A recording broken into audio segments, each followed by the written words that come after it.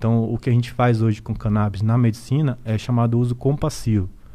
Né? O que é que isso significa? Que aquela pessoa ela não tem alternativas de tratamento, né? Ou então ela tem alternativas, mas não foram eficazes, e a gente, por uma revisão de literatura, entende que aquela coisa funciona para ela, e mesmo sem uma regulamentação técnica, então a gente tem uma autorização para poder utilizar, né? Porque aquela pessoa não tem condição de ficar esperando uma pesquisa, esperando alguma regulamentação. Então ela tem um direito compassivo, né? De uso compassivo. Isso é um direito regulamentado na lei? Isso é um direito. Isso, várias substâncias conseguem essa questão de uso compassivo, né? Mas é só uma etapa, né? Então, depois dessa etapa, a substância ela é regulamentada. E a gente está tramitando nessa esfera agora, hoje aí. A gente, que eu te falo, é o cenário nacional, né? Quando vocês foram lá no Congresso pedir essa aprovação, foi difícil? Como que foi? Como que é ir lá no Congresso para falar sobre maconha? Então, que vocês falaram? Eu e Giovanni nunca fui lá para poder falar, mas muitos colegas, né, da SBEC, que é a Sociedade Brasileira de Estudos da Cannabis, da qual eu faço parte, inclusive fazendo só um puxadinho, a gente está vai lançar o primeiro tratado, né, de medicina canabinoide, de cannabis medicinal, e a gente teve a oportunidade, eu e o Dr. Andrade, de escrever 2 capítulos relevantes, que são esclerose múltipla e epilepsia, que é as doenças que têm mais evidência assim, de artigo e tal, internacional. E aí essas pessoas que estão na SBEC, muitas delas, né, são pessoas ativas, ativistas, que foram lá. Então, aquele ambiente ali é um ambiente de muito teatro, né, um ambiente de muito...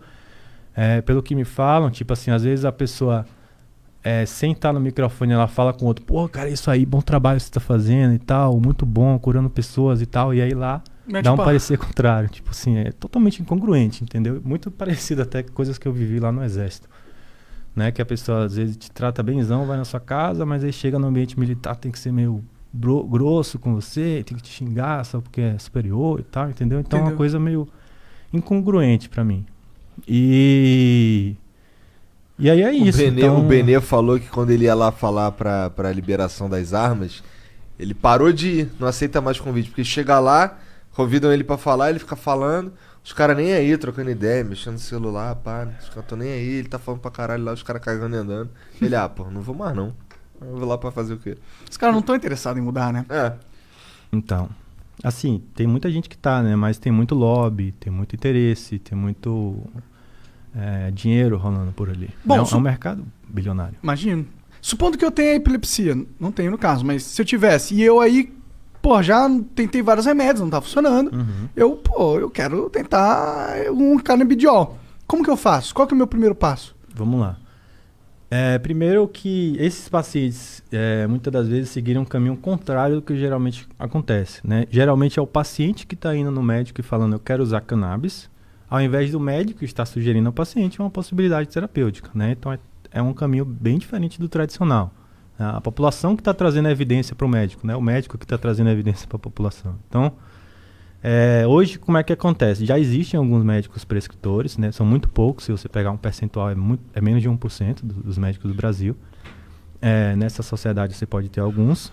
E aí você vai passar por uma consulta, o médico vai analisar se você realmente tiver indicação, né? Se não for um tipo de epilepsia que pode até piorar, né? Talvez existam alguns. Se você realmente tiver indicação, já tiver tentado as drogas corretas e realmente não tiver sucesso, aí a gente pode fazer a tentativa de usar cannabis medicinal. E aí o médico vai te dar uma receita e você vai adquirir ou pela Anvisa ou pelas associações, né? Existe uma diferença aí que acho que vale a pena até a gente explicar direitinho depois pro pessoal. E aí ele adquire o quê? Uma pílula? É um comprimido? O que é? A via de administração, né, que a gente chama mais utilizada é o óleo, né? Então é o óleo sublingual, que é um extrato da planta. Tem uma concentração ali específica, pode ser mais, menos.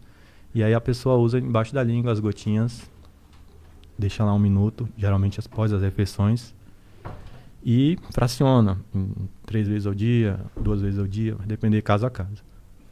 Entendi, isso daí é pra tratar a epilepsia, tá dizendo? É a via de utilização mais usada, assim, mais prática, entendeu? Mas a gente tem várias outras. Tem via tópica, por exemplo, para quem tem problemas dermatológicos, né? Tem via... O que é via tópica? Eu não manjo. Tipo passar creme. Um creme, entendi. Um cremezinho. Tem a via de inalação, né? Que é a questão da vaporização. Ou então direto no nariz, o spray de resgate, que chama no nariz. Tem via retal, né? Que é supositório para quem tem problemas, assim, às vezes autoimune, inflamatórios intestinais, é uma coisa muito legal, inclusive, não é minha área, mas eu sei pelo relato dos colegas. É maneiro quando tua mãe fala, porra, enfia essa maconha no cu. Vai falar, mãe, vou fazer isso mesmo. Como a senhora sabia? Dá pra chapar com essa daí, se tu enfiar maconha no cu? Na verdade, o plexo venoso ali, retal, é onde tem uma das maiores absorções. Tem uns caras que ficam bebendo pelo cu, mano. Álcool. Que isso? Os caras embebedam o álcool num supositório e enfia no cu. Que viagem, porque tem um plexo venoso ali, né? E muito grande e a gente consegue absorção muito rápida, maior do que a via sublingual. Caralho, então uma só que é enfiar no cu. É inconveniente. Isso, se enfiar demais, não tem como você vomitar, né?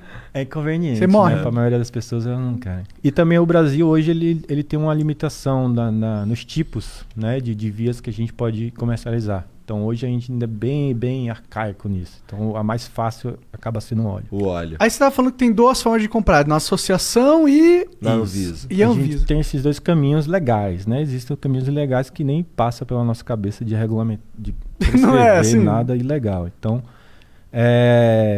a via das associações são associações que conseguiram um HC de cultivo, né? E elas produzem daí um óleo meio que semi-artesanal. Por que eu digo semi-artesanal? Porque o controle de qualidade que é exigido para a produção de qualquer substância, ela não é muito bem feita nas associações, certo? Então você não tem um certificado do que é que está constituindo, se tem metal pesado, se tem contaminantes, enfim. E acaba que a padronização ela